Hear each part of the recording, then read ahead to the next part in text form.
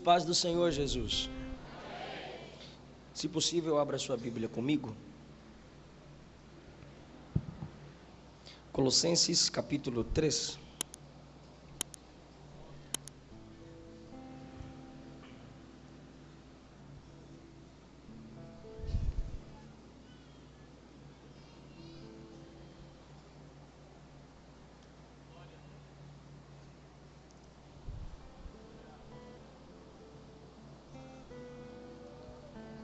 Eu expresso a minha alegria por estar de volta a esta casa. Minha gratidão a Jesus pela vida de cada um de vocês. Aos vossos pastores que sempre, com muita alegria, nos recebe. Agradecendo ao pastor Luiz Francis. Quero aqui expressar minha gratidão a todo o corpo de obreiros, a toda a juventude da Umadecop.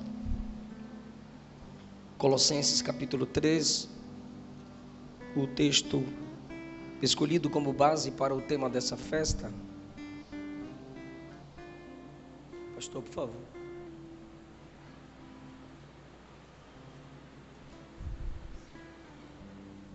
Colossenses 3, a partir do versículo 1, está escrito assim: uma vez que vocês ressuscitaram para uma nova vida com Cristo, mantenham os olhos fixos nas realidades do alto, onde Cristo está assentado no lugar de honra, à direita de Deus.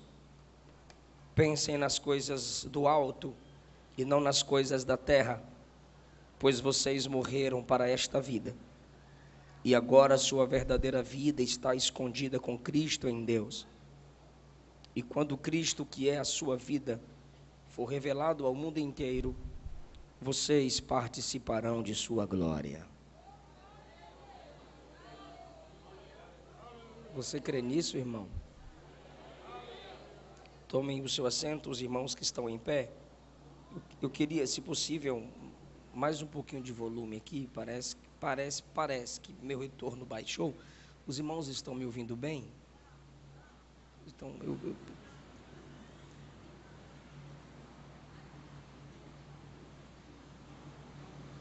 por favor.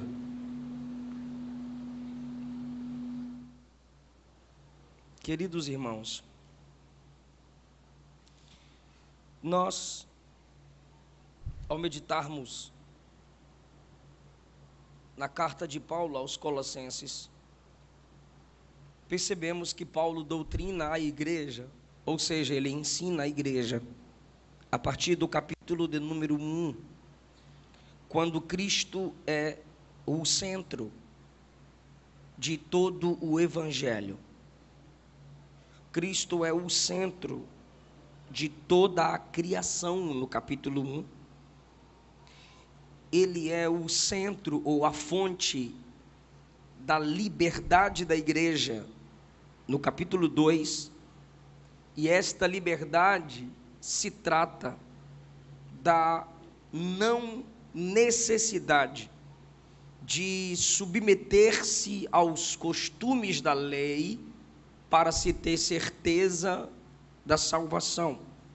Cristo é supremo sobre a criação, Cristo é supremo no Evangelho. Por causa de amar Cristo, Paulo deixa isso claro no capítulo 1, é por isso ou por ele que o Pai nos ama. No capítulo 2, Cristo, o supremo no coração do Pai e o centro do Evangelho, é a fonte da nossa libertação.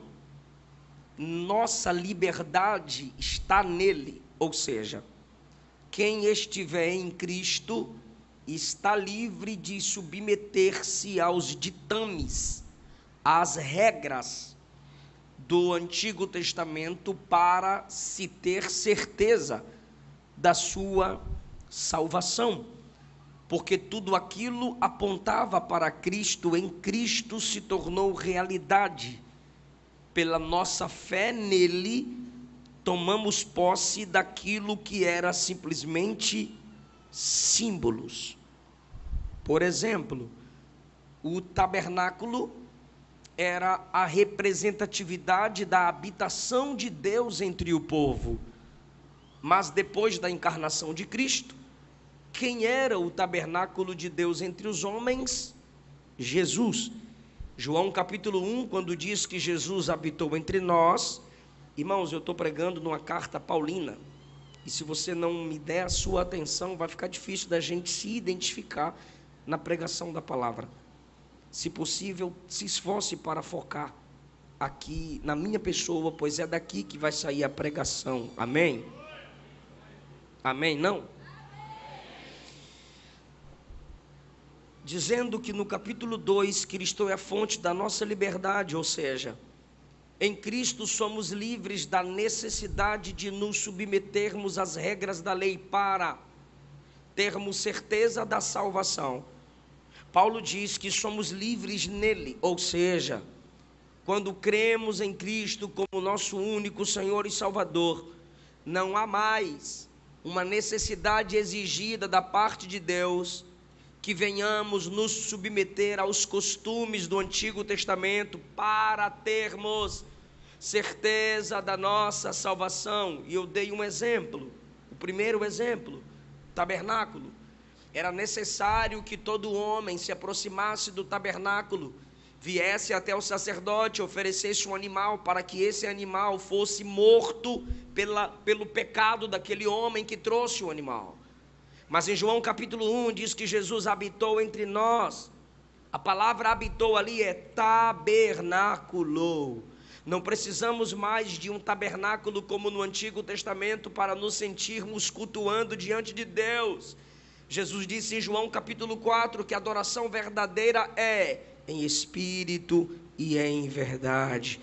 A adoração verdadeira independe de um lugar.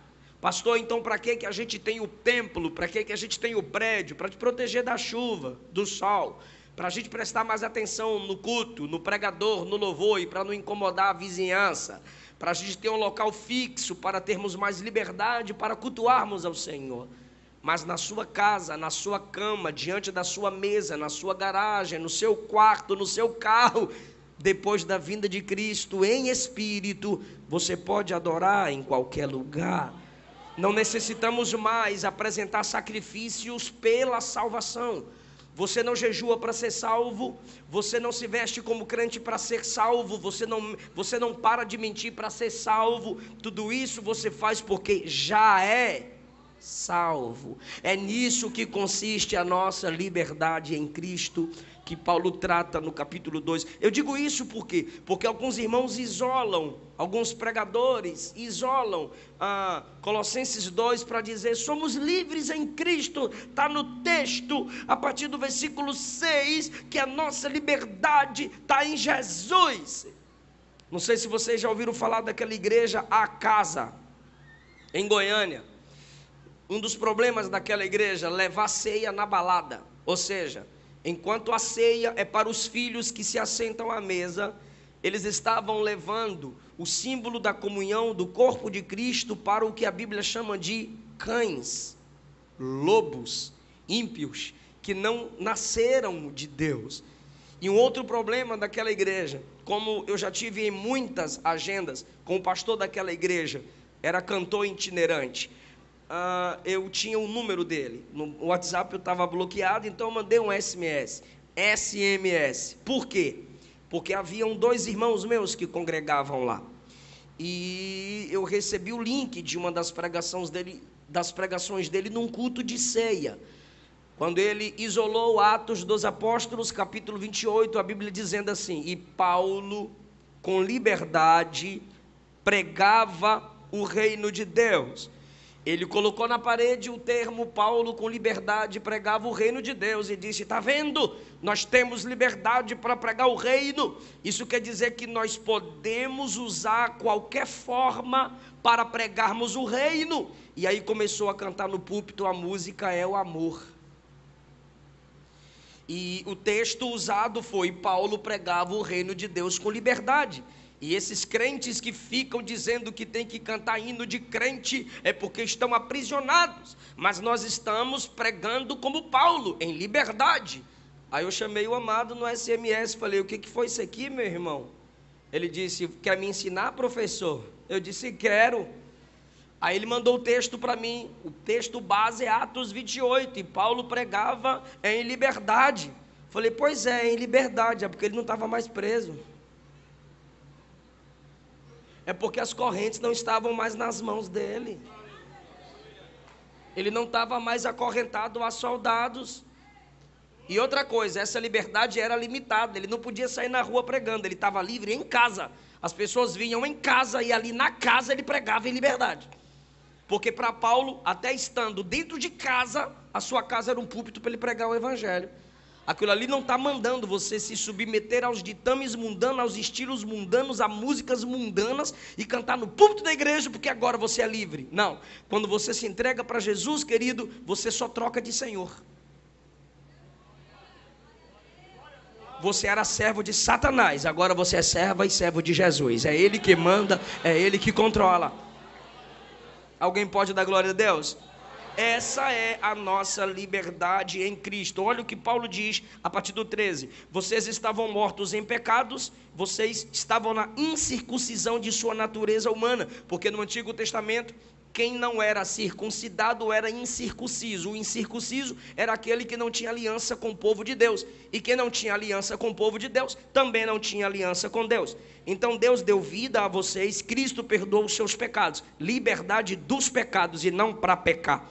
Ele cancelou o registro de acusações contra vocês, removendo e pregando na cruz a consciência de pecado, porque todo homem tentava praticar a lei e não conseguia. Esse era o registro dos pecados. A Bíblia, o mandamento é: não roubarás, não mentirás, não adulterarás. Mas no coração o cabra adulterava, mentia, cobiçava. Ele se sentia acusado, condenado. Na cruz, Paulo diz, ele cancelou esse registro de acusação mental e removeu de nós. Desse modo, ele desarmou os governantes e as autoridades espirituais. Demônios que acusam, demônios que condenam. Quando você se entrega para Jesus, eles não mais te dominam. Você trocou de Senhor. Você está livre desses demônios que te dominavam no pecado. Versículo 16, portanto não deixem que ninguém os condene pelo que comem ou bebem ou não celebram certos dias santos. Se não guardar o sábado não vai para o céu. Aí Paulo diz, ninguém pode mais condenar vocês por causa de dias santos. Ninguém pode mais condenar vocês por causa de cerimônias de lua nova ou sábados, pois essas coisas são sombra da realidade. Cristo é a realidade. O que é o sábado? Descanso. Quem foi que disse, vinde a mim, todos os que estáis cansados, oprimidos, e eu vos aliviarei? Jesus. Então, não estamos mais debaixo dessas regras para a salvação. O crente está livre. O crente pode guardar a segunda e descansar. O crente pode guardar a terça e descansar. Se você fala, o domingo é sagrado, aleluia, você está virando também dominado por um dia. Esse não é o texto explícito na Bíblia. O domingo é um dia que mais temos tempo para estarmos em família, cultuarmos ao Senhor na igreja. Mas tu pode descansar segunda, ou terça, ou quarta, ou quinta, ou sexta, ou sábado. Por que eu estou falando ou? Porque tem gente que, se depender, descansa todo dia, né? Por isso que a Bíblia diz que Deus fez 6 dias para o homem trabalhar e para descansar. Trabalhe mais, descanse menos. Tem gente que é o contrário, né? Sangue de Deus tem poder e sai dele. Quando Paulo ensina que Cristo é o centro, no capítulo 1 do Evangelho e de toda a criação, quando Paulo ensina que Cristo é a fonte da liberdade, no capítulo 2, ele exige prática a partir desse conhecimento no capítulo 3. Posso repetir? Posso não, né? Mas eu vou repetir. Ele ensina que Cristo é a fonte, o centro de toda a criação e sobre todas as autoridades. No capítulo 1 e no capítulo 2, ele é a fonte da liberdade. Sendo assim, ele diz no capítulo 3, está na hora de se comportar como quem sabe disso. Ele primeiro dá a doutrina e depois exige a prática. Eu não tenho como exigir prática de você sem te ensinar a doutrina correta. No Evangelho, nós primeiro ensinamos o Evangelho e depois nós exigimos a prática desse Evangelho. E quando eu digo exigimos, nós apresentamos as ordens bíblicas para que nós possamos exercer o nosso cristianismo conforme a vida que recebemos. E que vida é essa? Capítulo 3, versículo 1. Uma vez que vocês ressuscitaram para uma nova vida com Cristo. Quem ressuscitou é porque era isso que tu era lá no mundo. Era isso que todos nós éramos sem Jesus. Como diz Efésios 2, mortos em delitos e pecados. Por que morto, pastor? Sem sensibilidade alguma para as coisas do céu. O morto não vê, o morto não sente, o morto não ouve. Então o mundo não vê sua necessidade de Deus.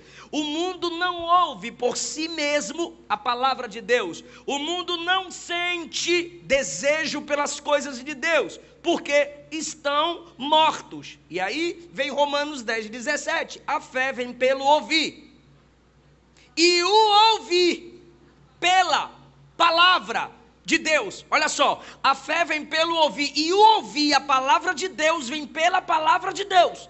Isso quer dizer que só a palavra de Deus me capacita a escutá-la. Se a mensagem não for pregada, o ser humano não será capacitado a escutá-la.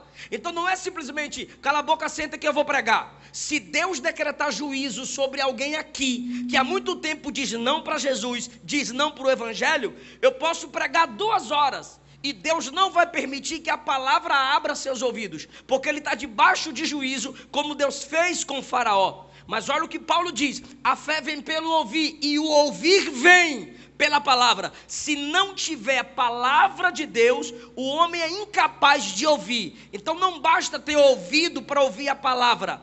A capacidade para ouvir a palavra não está no ouvido, está na própria palavra.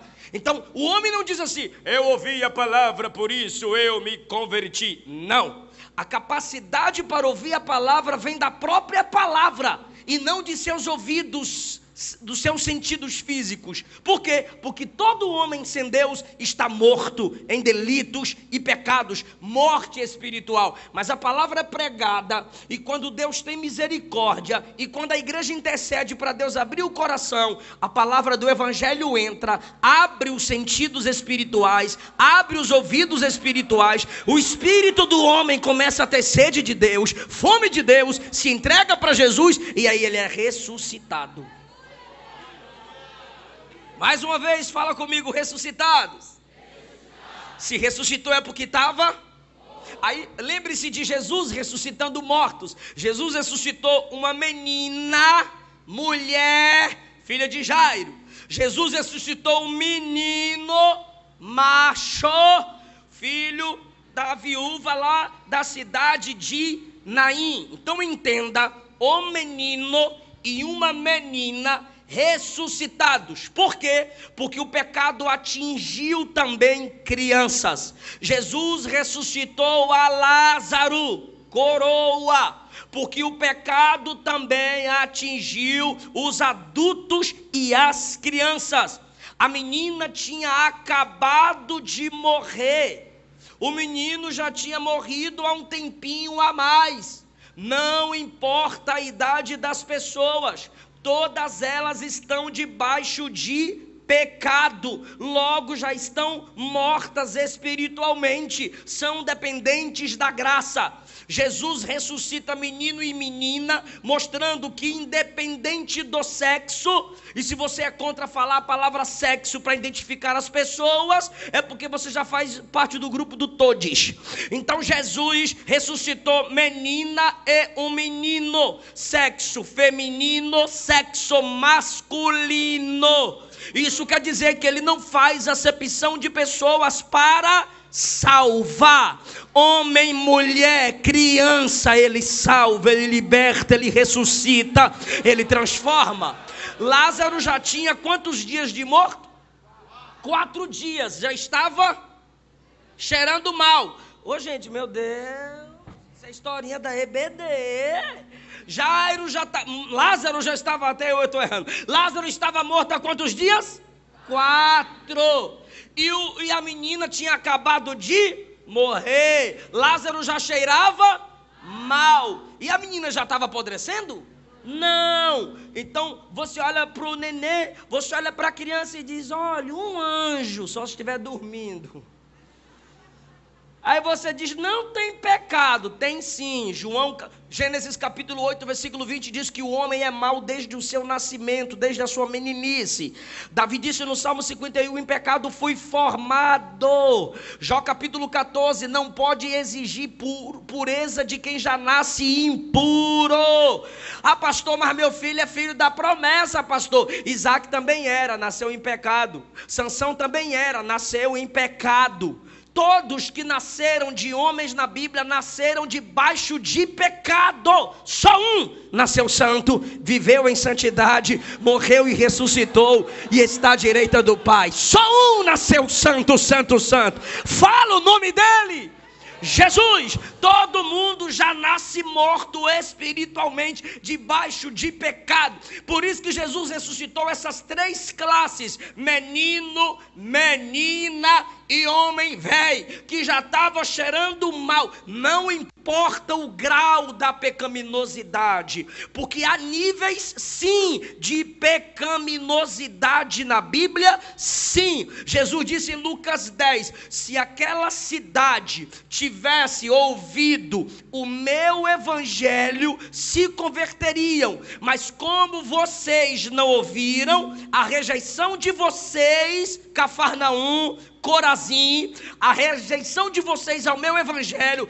é pior do que os pecados de Sodoma. Jesus falou a Pilatos em João 19: maior pecado tem quem me entregou a você. João escreveu que tem pecado que é para a morte, e por esses não devemos interceder. E o que é pecado para a morte? É aquele crente que quer viver na prática do pecado e não quer que a gente corrija, não quer que a gente fale, então vá para o inferno. Jesus ensinou na parábola do perdão que quanto mais perdoa, mais perdão tem. Se não perdoa, menos perdão tem. Entenda o que eu estou lhe dizendo. Lázaro já cheirava mal. Tem gente que você olha para a vida dele, irmão, já cheira pecado, já cheira maconha, já cheira cachaça, já cheira mentira. Você olha para aquela pessoa, está totalmente apodrecida. A sociedade rejeita, a sociedade não quer. Mas se a palavra for pregada e a pessoa não resistir o Espírito, Jesus salva, Jesus ressuscita, aleluia! Jesus dá uma nova vida. Assim como Lázaro dependia da palavra de Jesus, assim como a menina dependeu do toque de Jesus, assim como o rapazinho dependeu do toque de Jesus, ninguém ressuscita por si mesmo, porque quem está morto não volta à vida por si. Só Jesus venceu a morte pelo seu próprio poder. Todos os crentes aqui precisam de uma intervenção externa para receber a vida de Deus. Agora olha como Deus é maravilhoso. A morte é poderosa? É. A morte é temida? É. Mas olha como Jesus chega na casa de Jairo e pega na mão da menina: menina, a ti te digo, levanta. E a menina levanta. Quando Jesus vai ressuscitar o filho daquela mulher, da viúva, na cidade de Naim, Jesus toca no caixão, nem toca nele, Jesus toca no caixão. Tem gente que é salvo, ressuscitado, quando o Senhor toca nele. Tem gente que é salvo, ressuscitado, quando o Senhor toca na ambiência que ele está. Jesus não tocou no rapaz, Jesus tocou no caixão. Jesus tocou no caixão e disse: rapaz, levanta. O menino sentou e começou a falar. Quando Jesus ressuscita alguém, escute-me, pregadores novos, quando Jesus ressuscita alguém, primeiro senta, depois fala. Jesus ressuscitou, o rapaz sentou, depois falou. Tem gente que é ressuscitado e já quer sair falando. pregando, ensinando o pastor. Não, você é ressuscitado, cala a boca, senta, depois fica em pé e prega. Sentou para depois falar. Quem já foi ressuscitado tem muita vontade de falar, mas tem que aprender, cala a boca, sentar, tá bom? Para depois ensinar. E a ressurreição de Lázaro, Jesus chega e diz: tirem a pedra. Aí tiraram a pedra. Alguém já cantou que Jesus disse: tirai a pedra, Marta, porque engoliu o ponto. Jesus disse: tirai a pedra, ponto. Marta, irmã do defunto, disse, se intrometeu: Senhor, já cheira mal, já tem 4 dias. Eu não disse que se creres verás a minha glória, Marta? Quando removeram a pedra, Jesus bradou: Lázaro, vem para fora. Ele foi ressuscitado pelo poder da palavra. O que eu estou dizendo com isso? É que a vida de Cristo vem através da palavra. Como que ele ressuscitou o rapaz? Falando. Como que ele ressuscitou a menina? Falando. Como que ele ressuscitou Lázaro? Falando. Quando Jesus fala, a morte do pecado sai e a vida de Cristo entra. Oh, glória! Uma vez que vocês já ressuscitaram com Cristo, mantenha os olhos fixos lá no alto, onde Cristo está sentado à direita de Deus Pai. Isso aqui é só para quem ressuscitou. Para quem ainda está morto, não vai olhar para o alto. Agora, pastor, o que é olhar para o alto? Tu não vai andar assim, né, irmão? Olhar para o alto é enxergar a vida sob a perspectiva de Cristo. Olha só, vocês que ressuscitaram, mantenham os olhos fixos nas realidades do alto, onde Cristo está sentado no lugar de honra, à direita de Deus. Olhar para o alto é enxergar a vida e dizer: Jesus está acima de tudo, Jesus está acima de todos, Jesus está no controle da minha vida. Olha que coisa linda, não sei se você vai glorificar. Sei sim, tu vai glorificar. Ó, uma vez que vocês já ressuscitaram, eu vou fazer uma pergunta, a resposta é 2. Se tu falar uma das 2 coisas, tu acertou. Uma vez que você foi ressuscitado, então traga a sua mente aí rapidinho. A pessoa que foi é para você falar, não me estressa não. A pessoa que ressuscitou, ela saiu de onde? Pode falar? Não, da morte é o estado. Eu estou falando de um lugar. A pessoa que ressuscitou saiu de onde? Caixão ou sepulcro. Aleluia, que coisa chique. Saiu do sepulcro, saiu do caixão. A Bíblia diz assim, ó: o mundo jaz no maligno. Onde é que você lê a palavra aqui jaz? Cemitério. Aqui não é no cemitério não, nunca foi não, cemitério não. Aqui jaz fulano, cicrano, quer dizer, não tem 3 pessoas no caixão. É o nome completo da pessoa. Aqui jaz. A Bíblia usa a imagem da morte para falar que nós não temos capacidade na natureza humana para sermos salvos em nós mesmos. Ok, vocês ressuscitaram, saíram do cemitério chamado mundo. Aqui jaz. O mundo jaz no maligno.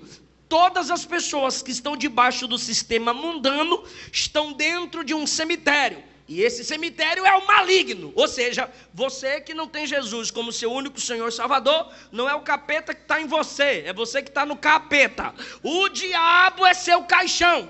O diabo é o seu cemitério. E é a Bíblia que diz. Sinto muito. Ó, eu não sinto não. A Bíblia diz assim: o mundo jaz no maligno. Jaz, está morto. O caixão é o Satanás. O mundo é o sistema. O mundo está morto no diabo. Ok, uma vez que vocês ressuscitaram para uma nova vida com Cristo, mantenham os olhos fixos em Cristo, onde Ele está sentado à direita de Deus. Pensem nas coisas lá do alto e não nas coisas dessa terra, porque vocês morreram para essa vida e agora sua verdadeira vida está escondida com Cristo em Deus. Olha o 4. E quando Cristo, que é a sua vida, for revelado, está falando da vinda dele. Quando Cristo, que é a nossa vida, for revelado, quando ele se manifestar, vocês participarão de sua glória. Ele me tirou de um caixão espiritual e me prometeu autoridade celestial. Agora entenda que coisa maravilhosa. Primeiro lugar, somos ressuscitados. Então mantenha os olhos lá, onde Ele está sentado à direita de Deus. Enxergue esse mundo pela perspectiva de Cristo. Como é que Jesus vê os pecadores? Jesus olha para os homens e os vê em duas situações. Primeiro, ovelhas perdidas que não têm pastor. Aqui ele está falando de pessoas que já ouviram o evangelho, mas estão desviadas. Pessoas que são amigas do evangelho, amam a igreja, mas ainda não confessaram Cristo como seu único Senhor e Salvador. O arminianismo chama isso de pré-regeneração. Ovelhas que não têm pastor, que se a igreja tiver compaixão, a igreja evangeliza, a igreja vai atrás. Jesus disse a Nicodemos em João capítulo 3, que todo homem nasce debaixo de condenação e da ira de Deus. Só através do evangelho o homem sai dessa condição. Gente, olha para mim, por favor. Então você, quando ressuscita em Cristo e olha para a vida sob a perspectiva de Cristo, você vê as pessoas assim, todas mortas em pecado se estiverem longe de Jesus, e todos os salvos são ovelhas do rebanho de Jesus. A vida tem que ser enxergada conforme a perspectiva de Cristo Jesus. E aqui o negócio aperta. Como que Jesus via o meu ofensor? Alguém que eu devo perdoar quantas vezes for necessário. Como que Jesus via o casamento? Macho e fêmea, a base de toda a sociedade. Como que Jesus via a pregação do evangelho como necessidade para todo o crente? Porque tem gente que olha para a pregação do evangelho e não quer pregar. Eu não tenho dom de pregar, eu não tenho dom, é por isso que eu não prego. Eu vou contar até 10 para você me dar um versículo que pregar é dom. 1, 2, 3, 4, 5, 6, 7, 8, 9, 10. Pregar não é dom, pregar é ordem. Ide por todo mundo, pregai o evangelho a toda criatura. Você não prega, não é porque você não tem dom, é porque você é desobediente. Como que Jesus viu a necessidade da oração? Jesus orou quando foi batizado, Jesus orou quando foi escolher os apóstolos, Jesus orou no monte da transfiguração, Jesus orou antes de ser crucificado, João 17, Jesus orou no Getsemane, Jesus orou na cruz, Jesus subiu à direita do Pai, está intercedendo até hoje. Jesus ora. Como é que você enxerga a oração? É enxergar a vida conforme a perspectiva de Cristo. É isso que o texto está dizendo. Se você já ressuscitou, mantenha os olhos fixos lá no alto, onde Cristo está sentado à direita de Deus. Versículo 2: pensem nas coisas lá de cima. Irmão, pensa como é que são os anjos, como vai ser quando chegar na glória. Pensa nas coisas celestiais. Como seria se você tivesse o dom de profecia? Como seria se você tivesse o dom da operação de maravilhas? Aquilo que você não medita, você não deseja. Aquilo que você não deseja, você não busca. Então, pelo amor de Deus, pensa como seria se você tivesse o dom da palavra. Não é o dom de pregação, é o dom da palavra, é o dom de mestre. Imagine Deus te dando a capacidade de memorização de textos, Deus te dando a capacidade de divisão de textos e dando palavra de sabedoria para essa geração. Imagine como seria se o Senhor te desse o dom da revelação, o dom de visão. Imagine como seria você saindo, evangelizando, ganhando almas para Jesus. Isso é pensar nas coisas lá do alto, irmão. Salomão pede-me o que queres e eu vou te dar. Ele disse: eu não quero riqueza, eu não quero fama, eu não quero vitória sobre os inimigos, eu quero sabedoria do alto. A resposta de Deus foi: como você não pediu riqueza, não pediu vitória sobre os inimigos, eu vou te dar sabedoria, riqueza e vitória sobre os inimigos. Mateus capítulo 6, versículo 33: buscai primeiro o reino de Deus e a sua justiça, e todas essas coisas vos serão. O que é que você está buscando, irmão? Saul reinou, a arca foi tomada, a arca ficou lá em Kiriat Jearim, e Saul nunca foi buscar a arca. Quando Davi assumiu o trono, a primeira coisa que Davi disse foi o quê? Eu quero a arca, eu vou buscar a arca, eu quero a presença de Deus. Pensai nas coisas que são de cima. E aí, meu irmão, a história de Saul nem se compara com a história de Davi. No Novo Testamento, o único nome mais citado que o nome de Davi é o nome de Jesus. Quem busca as coisas do alto é honrado, é recompensado. Aleluia. Eu lembro, eu comecei a pregar com 5 anos. Imagine o tamanho. Por que eu comecei a pregar com 5 anos? Alguém me ouve e diz amém. Oh, meu Deus, dá uma agonia com o crente desligado na palavra. Aí eu perguntei à minha mãe: hoje é meu aniversário, comprou meu presente? Ela: não tem presente, mas na igreja tem. Aí eu pensei que na igreja ia ter balão, ia ter carrinho, ia ter as figurinhas da escola dominical. A gente morava na cidade de Ilhéus, Bahia, no bairro... Ilhéus é a cidade, o bairro é Nelson Costa, e o nome da rua, Rua da Valeta. Imagina o tanto de água, de esgoto que passava na rua. Morávamos na rua da igreja, e minha mãe disse: vai para o culto, já vai começar, e pede seu presente para Jesus. Só que eu fui para o culto perguntando: o que é que eu peço, o que é que eu peço, o que é que eu peço de presente. As tias da escola dominical, passava todo mundo na rua, um monte de menino, ia todo mundo na rua, indo para a igreja. E a gente chegou na igreja junto, e eu ficava perguntando: o que é que eu peço de presente? Eu não sabia o que pedir de presente. A minha mãe veio, a minha mãe dava aula na escola, na classe das crianças. Aí eu ficava lá do lado dela, dando aula, imitando ela. Aí ela me colocava para segurar as figurinhas. Eu segurava a figurinha, e ela ficava explicando para os meninos. E eu dizendo: o que é que eu peço, o que é que eu peço, o que é que eu peço. Aí de repente o pastor Antônio José pegou o microfone para concluir a escola dominical, e ele disse: Jesus está aqui. A igreja deu glória a Deus, oh glória, aleluia. A igreja deu glória a Deus. A gente era mais simples, né, irmão? E para a alma faminta, até o amargo é doce. Mas a alma muito cheia pisa o favo de mel. Aí o pastor, a igreja simples, o pastor disse: Jesus está aqui. A igreja, oh glória, aleluia, aleluia. A igreja começou a se alegrar. Aí ele: Jesus está aqui. A igreja começou a se alegrar. Aí ele disse: Jesus quer batizar com o Espírito Santo aqui hoje. A minha mãe olhou para mim, eu olhei para minha mãe, e ela falou assim: você não quer ser pregador? Eu disse: quero. Ela: tá aí o seu presente. Eu falei: cadê? Ela disse: o pastor acabou de falar que Jesus quer batizar com o Espírito Santo. Você quer? Eu disse: eu quero. Ela: então vamos. A gente foi lá para frente, irmão.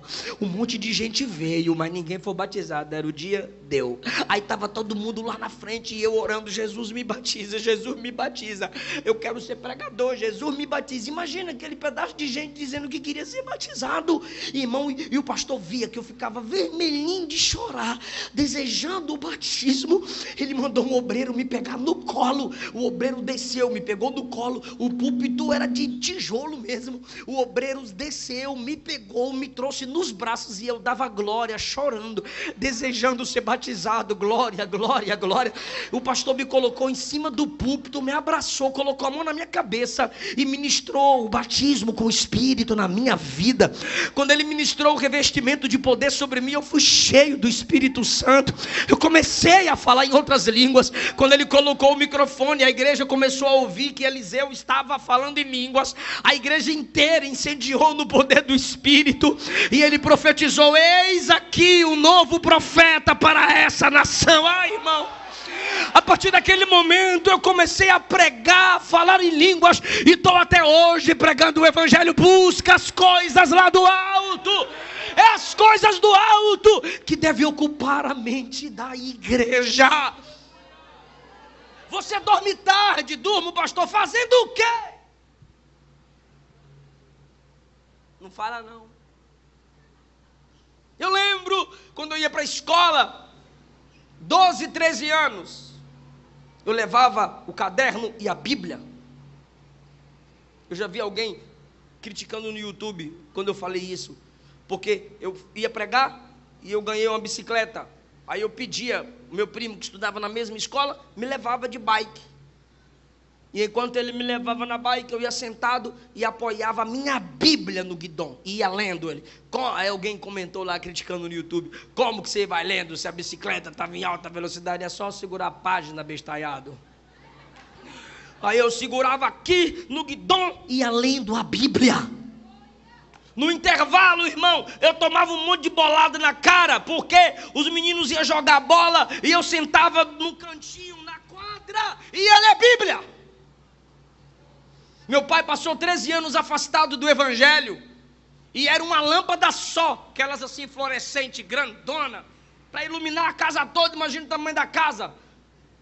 O quarto do meu pai com a minha mãe era dividido com uma cortina. Quando dava 2, 3 horas da manhã, eu acendia a lâmpada para ler Bíblia. Eu ia devagarzinho e acendia a lâmpada. E meu pai, desliga essa, e xingava. Aí eu desligava. Aí quando eu via meu pai roncando, eu ligava. E o bicho acordava. Aí quando ele ia falar, eu desligava. Aí quando ele dormia, eu ligava. Aí teve um dia que ele disse, não vou mais falar. Se levantou, pegou o rodo e prá, quebrou a lâmpada. O que eu fiz? Peguei uma vela e fui ler a Bíblia no banheiro. Pensai nas coisas que são de cima, buscai as coisas lá do alto, porque a vida que vocês receberam é lá de cima. Alguém pode levantar a mão e dar glória àquele que te ressuscitou? O meu desejo é que Deus abra seu coração hoje e coloque sede pelas coisas do céu, fome pelas coisas do céu.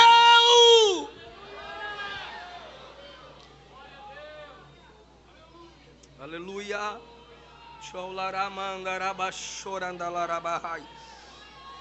Você não já pediu para Deus te dar profundidade? Você já não pediu firmeza? Você já não pediu dons? Deus está abrindo as portas do céu sobre nós nessa noite. Ah, irmão, aquilo que você pensa, você deseja. Aquilo que você deseja, você busca. Buscai, pensai. Eu gosto quando o texto diz, versículo 1, buscai as coisas que são de cima. E versículo 2, pensai nas coisas que são de cima. Porque você tem que buscar e pensar. Você tem que orar e pensar. Você tem que vigiar na oração. Tem gente que ora e se esquece. Eu orei pelo que mesmo?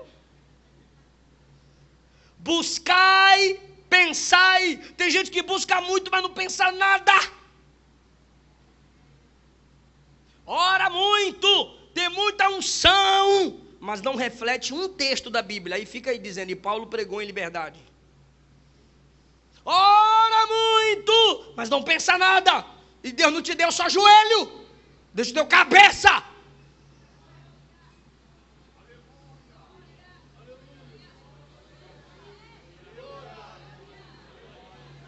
Aleluia. E tem gente que pensa muito, já virou cabeçudo, mas não ora nada. Pensa muito, lê muito, abre muito a porta do escritório para estudar, mas não fecha a porta do quarto para orar.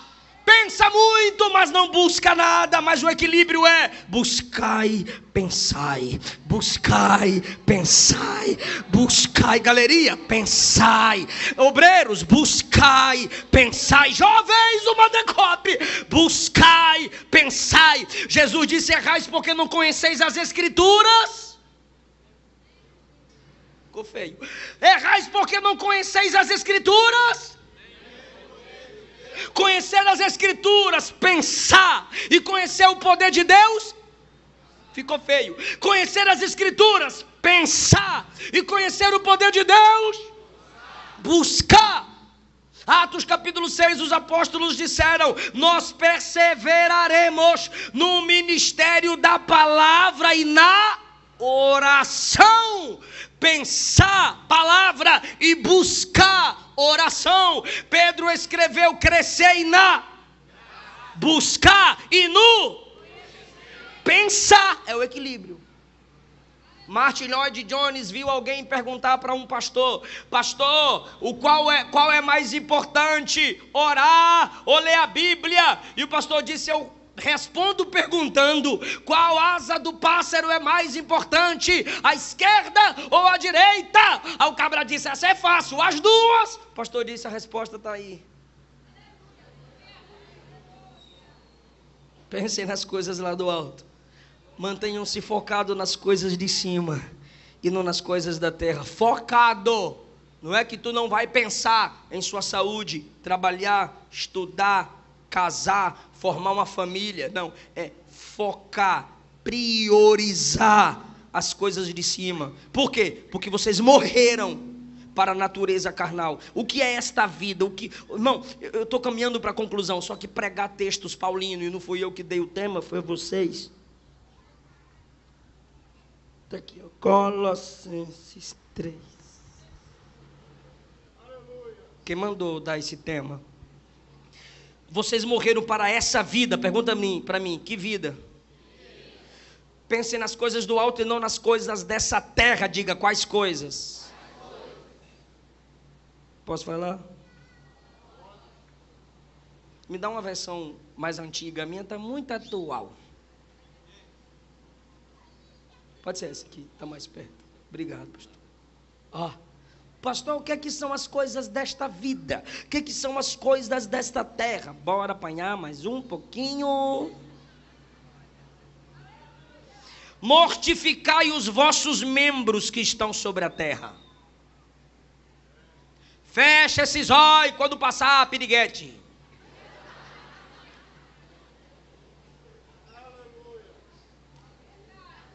Vai tomar um banho gelado quando vier o desejo da masturbação.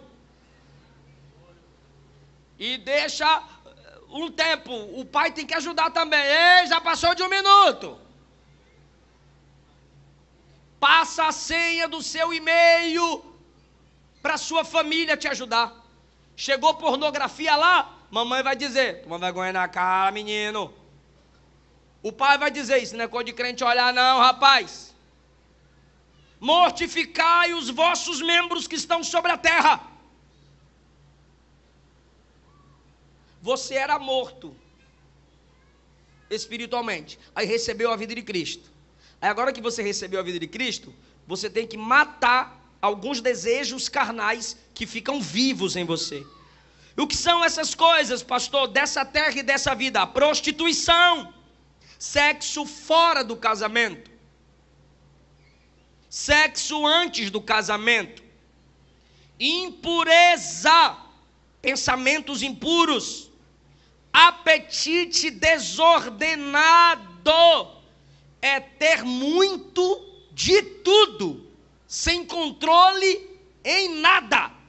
Um exemplo: a irmã vai no shopping comprar um salto, a irmã sai com 5 caixas, parece que é uma centopeia, só precisa de um par, mas vem com 10, e aí quando não pode pagar, vai fazer campanha para Deus abrir a porta.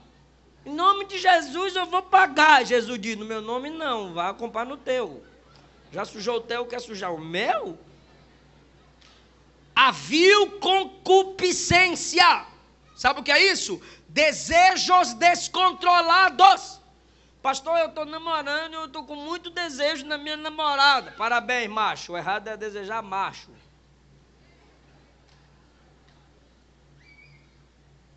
O que o texto está dizendo é desejos descontrolados. Tem que controlar. Você não é cachorro, você não é bicho, tem que controlar. Matar no jejum e na oração. Não fica jejuando para ficar rico, não fica jejuando para ganhar coisas. Jejum é para matar a carne e alimentar o espírito. Não fica inventando coisa não. Mortifique a avareza. Irmão, tudo isso aqui são coisas descontroladas. Tudo isso aqui é necessário, mas o descontrole que é pecado. São instintos descontrolados. Prostituição, impureza, apetite desordenado, são desejos descontrolados. Concupiscência, desejo descontrolado a partir do olhar. Avareza, desejo de conquista descontrolado. Quer tudo sem poder pagar, sem poder conquistar, ou quer tudo com facilidade. O avarento, ele tem que ganhar em tudo. Ele não abençoa ninguém, ele não ajuda ninguém, e quando o pastor fala de oferta, o capeta entra nele ou ele entra no capeta. Aí você fala assim, ó, sai demônio. Aí ele sai, o demônio fica. Por quê? Porque ele é avarento, falou de dinheiro, a esposa não pode fazer a unha, a filha não pode comprar uma sandália, avarento. Ele gosta de pegar o extrato bancário para olhar, ó, quanto que eu tenho na conta, e o dinheiro está lá parado, bestalhado. Só para olhar. Só para olhar para dizer que tem. Por amor ao dinheiro, Geazi ficou leproso. Por amor ao dinheiro, os irmãos de José o venderam. Por amor ao dinheiro, Judas traiu Jesus. Por amor ao dinheiro, filho pródigo saiu de casa. Por amor ao dinheiro, Ananias e Safira morreram na dispensação da graça. E quem matou? O Espírito Santo, a pombinha. Consolador. Matou. Amor ao dinheiro. Para tu não falar que eu só falei de Antigo Testamento. Nutella. Versículo 6. Por essas coisas vem a ira de Deus. Posso fazer uma pergunta? Só o Zobeiro falou que pode. Vocês estão com medo. Posso fazer uma pergunta? Por essas coisas vem o quê? Então Deus se ira com quem se prostitui? Deus se ira com quem tem apetite desordenado? Deus se ira com o avarento? Deus se ira. Jesus é amor.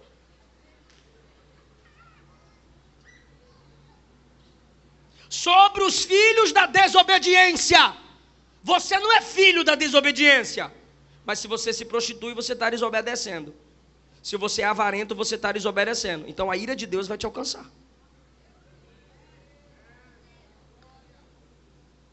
Em outro tempo, vocês viviam nessas práticas. Em outro tempo, sem Jesus, prostitutos. Sem Jesus, impuros. Sem Jesus, descontrolados. Sem Jesus, avarentos. Mas com Jesus, puros. Com Jesus, ordenados. Com Jesus, desejos controlados pela oração e pelo jejum. Com Jesus, eu não sou avarento, eu quero abençoar as pessoas ao meu redor. Quando Jesus entra, muda de dono. Aleluia! Versículo 7. Despojai-vos da ira, cólera, maledicência nas palavras. Olha interessante. Olha, você viu, fulana prostituiu com fulaninho. Amiga do céu. Duas fofoqueiras. Aí começam a falar da vida dos outros. Você já viu aquele cara é avarento? Tudo ele cobra, tudo ele ganha. Ele não dá nada para ninguém. Meu Deus, que coisa feia. São pecados explícitos.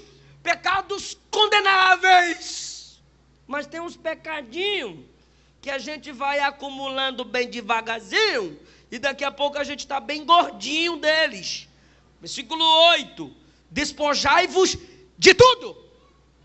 Ira. Eu sou calma. Eu sou calmo. Você pode se irar, só não pode explodir. Você pode se irar, você não pode permanecer irado. Você pode se irar com o pecado. Você pode se irar com a vida desordenada.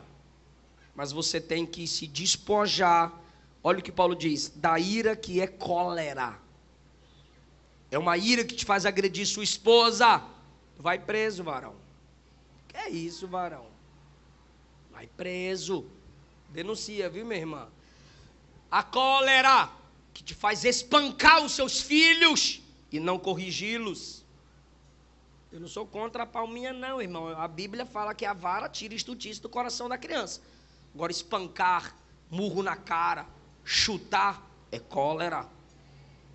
Se ira e sai criticando igreja, criticando pastor.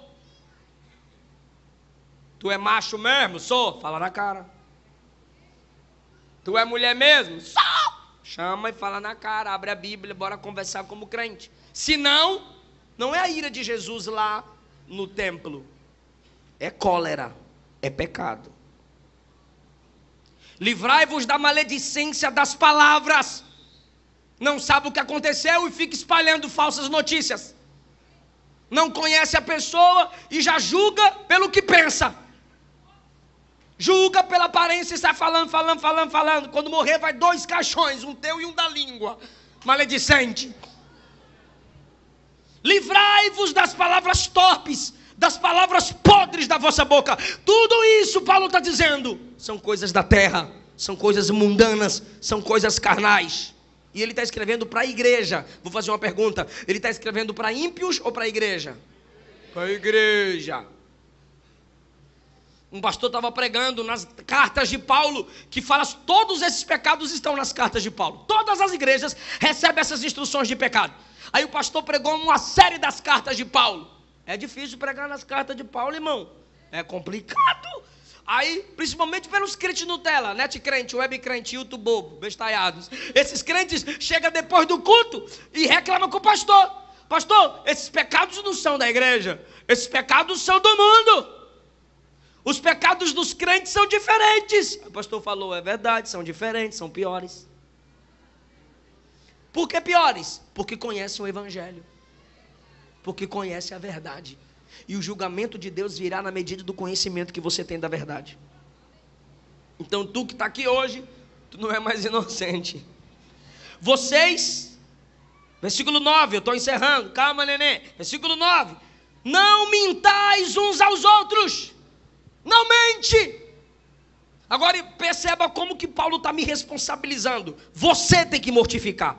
Você tem que matar esses desejos. Você tem que se despojar. Você tem que parar de mentir. Porque fica essa desculpinha, Deus não tirou de mim, Deus não livrou eu. Você não é bebê e nem Jesus é babá. Você já conhece o evangelho. Você já conhece a verdade. Por isso que Paulo está escrevendo para a igreja. Porque você é responsável para fugir das possibilidades de pecaminosidade. Você precisa parar de mentir. Está falando. Porque você já foi despido do velho homem. Então, por favor, diga, todos esses pecados. Não, dá para ficar melhor que a galeria tem gente. Diga, todos esses pecados. Eu posso vencer. Porque eu já tenho a vida de Cristo. Já nasci do alto. E como diz o versículo 9, ficou feio. E como diz o versículo 9, sou nova criatura. Aleluia! Se o texto está dizendo que você consegue, você consegue. Agora, não é que você consegue para ser, é que você consegue porque já é. Quando a minha esposa olha e diz, tu já leu a Bíblia hoje? Eu digo não, ela vai ler. Então se ela diz, vai ler Bíblia hoje, não é para eu ser pregador. É porque eu já sou. Tu me respeita, menino. Sua mãe está falando para você respeitá-la para ser filho ou porque você já é? Então o que o texto está dizendo é, se comporte conforme sua natureza. Aí se a Luana falasse comigo, valeu, eu digo, hoje vai ler tu? Para mim? E a gente lê junto. Eu pergunto, tu jejuou essa semana? Não, por isso você está estressada, vai jejuar. A gente fica um corrigindo o outro, irmão. Você precisa assumir suas responsabilidades. Para de ficar dependendo dos outros. Podcast todo dia, vídeo no YouTube todo dia, mas não toma atitude.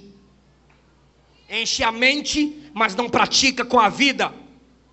vocês já se revestiram do novo homem, que se renova para o conhecimento, segundo a imagem daquele que o criou.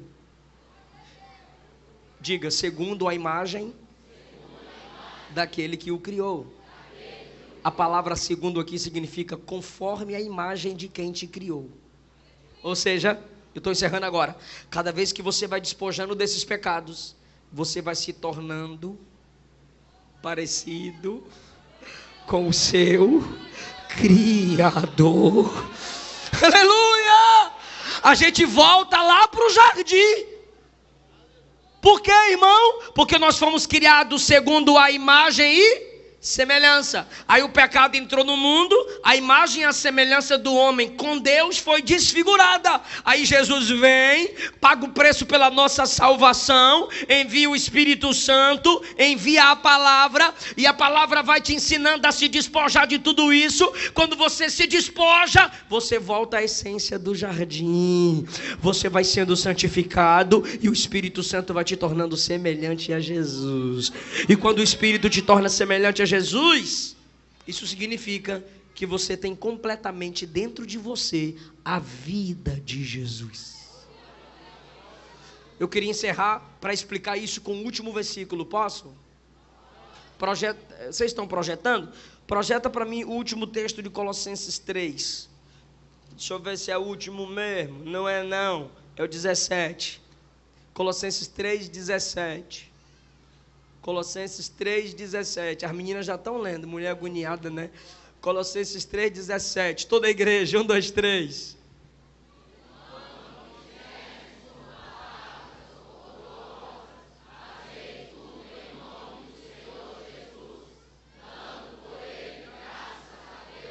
Ok, olha só o texto. Tudo quanto fizerdes.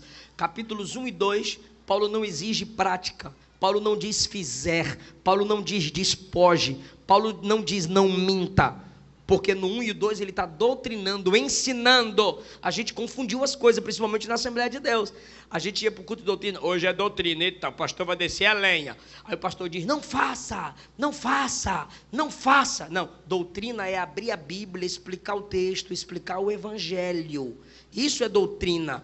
Aí Paulo primeiro doutrina, capítulo 1 e capítulo 2. Aí quando chega no 3 ele diz, não minta, pense, busque, é a prática. Aí olha como é que ele vai concluir esse raciocínio.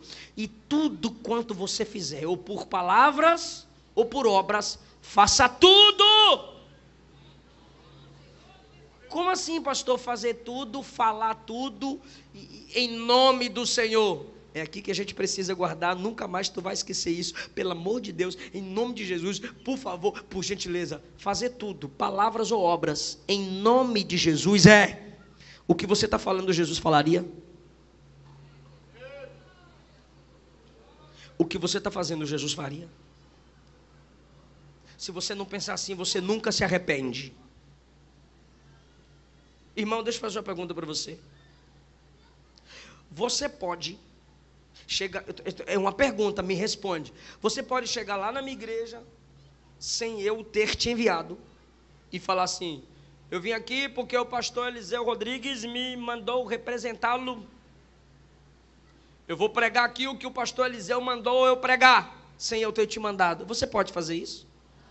Ok, mas se você chegar lá e dizer assim, eu vim aqui pregar, vão dizer assim, quem te enviou? Você está representando quem?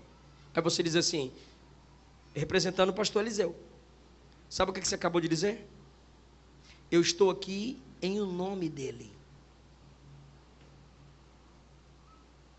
Eu estou fazendo aqui o que ele faria.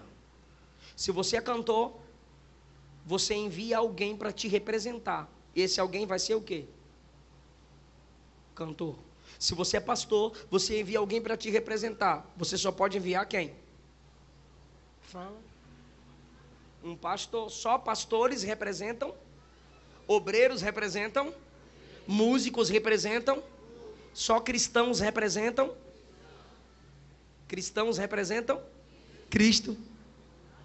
Tudo que você fizer é em nome dele. Tudo que você fala, deve ser uma representação de um nome. Por quê, pastor? Porque você é cristão. Você é cristão. Isso me humilha, irmão. Isso me quebra. Isso me põe de joelhos. E me faz pedir misericórdia. Aí Paulo conclui, dando por Cristo, graças a Deus. Sem Cristo, Deus não recebe a gratidão de ninguém. Sem o nome de Cristo, sem uma vida que representa o nome de Cristo, você não pode ser grato a Deus. Eu agradeço a Deus, porque o caráter de Cristo está sendo formado em mim, a cada dia que eu me esforço para vencer os meus pecados. Se alguém entendeu essa palavra, fica em pé comigo, por favor.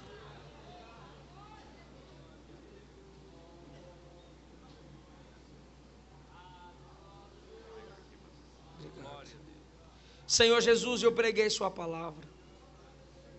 Eu não sei que parte dessa palavra o Senhor tocou no coração de alguém. Mas eu sei que a sua palavra foi aplicada ao coração dos que estão me escutando aqui. Nós já ressuscitamos, não fazemos mais parte desse cemitério mundano. Nós recebemos uma vida do alto.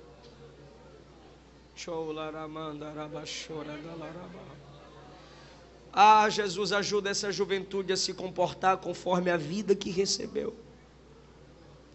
Ajuda-nos a vencermos, Deus, as imoralidades, as cóleras, as maledicências, as mentiras.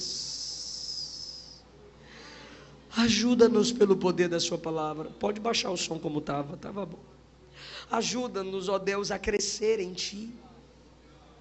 Ajuda-nos, ó Pai, a mantermos a nossa identidade, que é a cada dia se parecer com aquele que nos criou. Ora comigo, irmão. Que o mundo olhe para nós e veja Cristo. Que o mundo olhe para a igreja e veja Cristo em nós.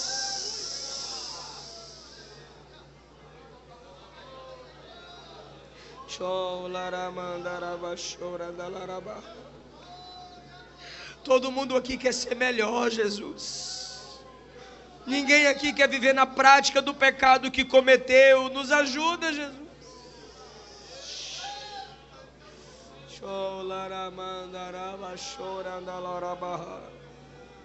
Eu sinto a sua presença aqui, Jesus.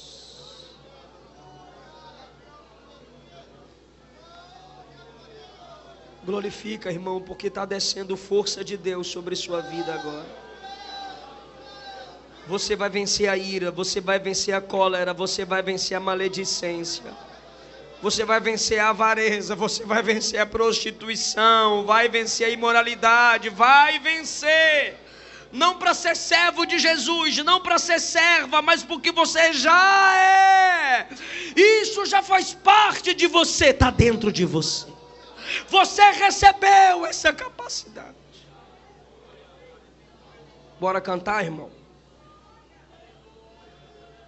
Pai, eu amo sua presença.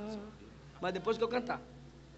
Pai, eu amo sua presença.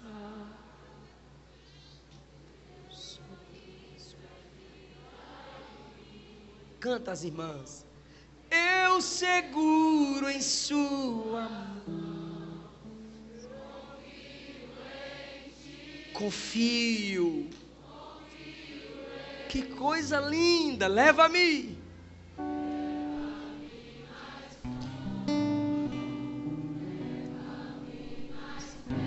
Onde eu te encontro? Olha que coisa linda a igreja orando. A igreja orando em forma de canção.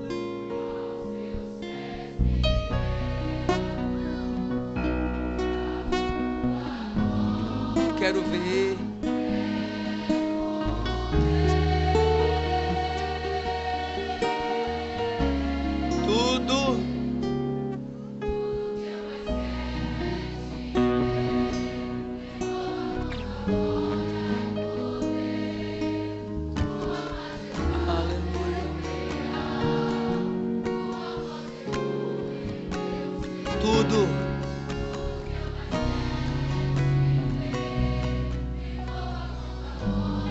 poder, tua voz. Quero ir mais fundo.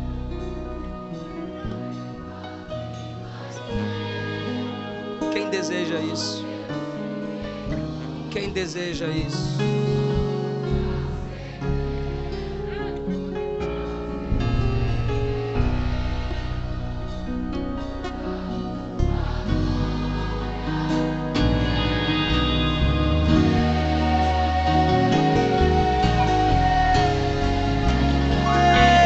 Tudo que eu mais quero, me envolve.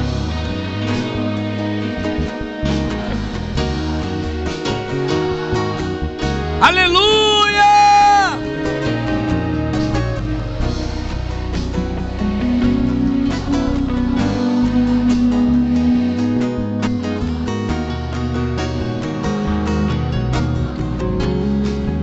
Glória a Jesus. Glória a Jesus. Glória a Jesus. Ele está aumentando a fome no seu coração.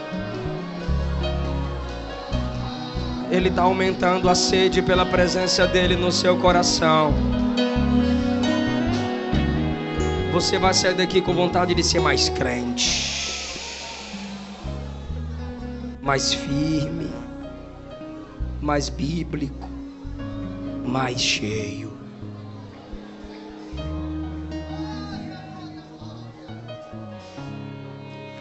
Se tiver alguém que quer receber de Deus a capacidade que foi pregada aqui para vencer o mundo, para vencer a maledicência, vencer a imoralidade, vencer a mentira, os descontroles emocionais, vencer a avareza. Você se afastou do Evangelho e quer voltar para Jesus hoje. Você quer sair desse cemitério e você acredita que só Jesus pode te ressuscitar de verdade. Ou você que nunca confessou Cristo como seu único Senhor e Salvador, mas hoje você quer, porque a palavra entrou em você e está te atraindo para a presença dele. Se isso está acontecendo, saia do seu lugar para a gente orar por você. Se isso aconteceu em você hoje, se você sente que Jesus está te chamando para mudança de vida, deixa a gente orar por você. Vem, sai desse cemitério de mundo, de sistema caído e inimigo de Deus. Vem se submeter ao amor de Cristo. Alguém vai te convidar para você vir à frente. Vem com ele, vem com ela. Eu estou insistindo porque eu sei que o diabo insiste em te destruir, mas a igreja insiste pela salvação da sua alma. A igreja insiste pela sua transformação hoje. Sai do lugar, vem para Jesus. Vem para Jesus. Eu creio que alguém vai te chamar, vem com essa pessoa. Eu estou esperando a igreja te chamar. Eu estou esperando, eu acredito que a igreja vai te chamar. Vem para Jesus. Vem para Jesus. Vem para Jesus.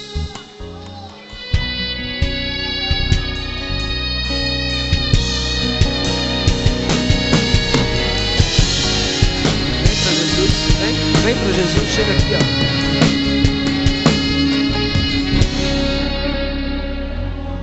Quero ir mais fundo, levar os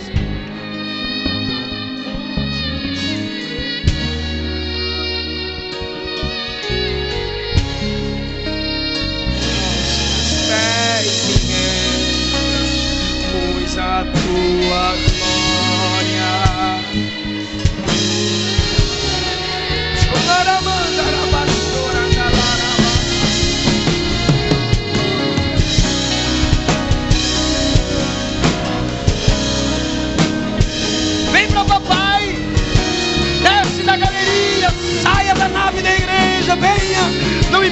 sua idade, não importa o que você cometeu, não importa o seu passado, não importa as suas tristezas.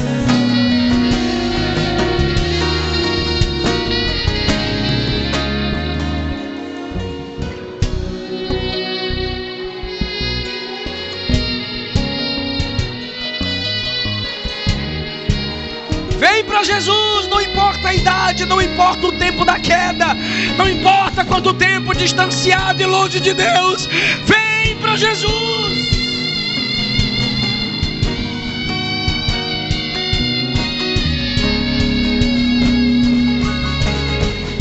Adora a igreja. Jesus está ressuscitando mortos, adora a igreja. O vento está soprando dos quatro cantos e o vale de ossos secos recebe vida. Se Jesus não soprar, o homem não vive.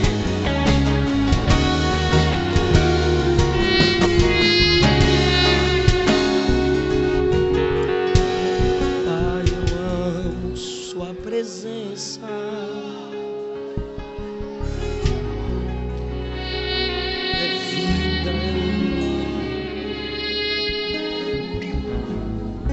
Seguro em suas mãos.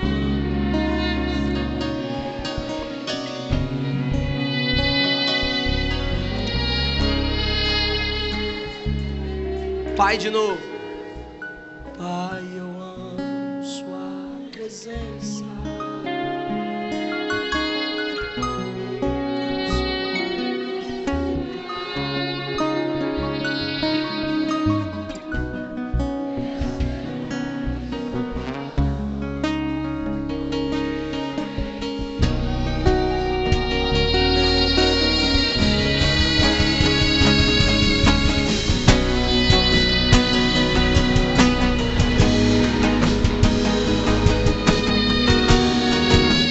A igreja está cantando, Jesus está quebrando cadeias.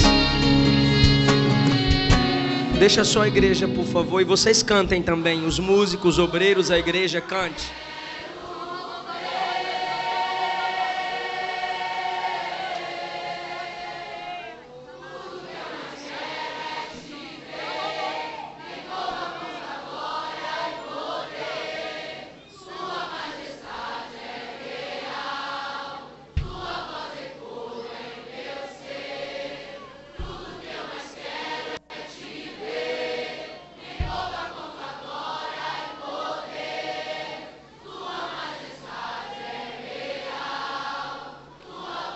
De novo, tudo que eu mais quero. Essa é a fome da igreja.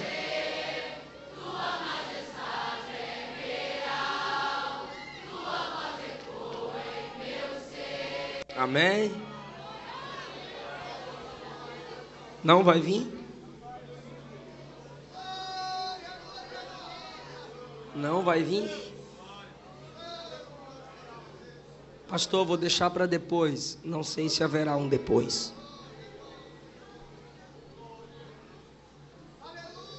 Não vai vir?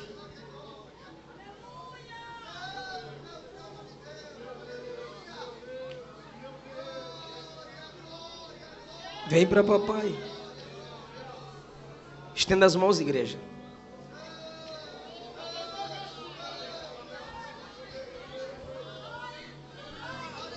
Ora por eles, igreja. Obrigado, Jesus, porque essas pessoas receberam sua palavra que exorta, sua palavra que atrai, sua palavra que transforma. Só o Senhor toca onde não tocamos. Chegou mais uma vida para Jesus. Só o Senhor entra onde não entramos. Só o Senhor faz o que não fazemos. Que eles recebam a vida de Deus. Que eles sejam ressuscitados em Cristo. Que se mantenham conectados em Cristo. Em nome de Jesus. Em nome de Jesus. Os irmãos vão anotar os nomes dessas pessoas.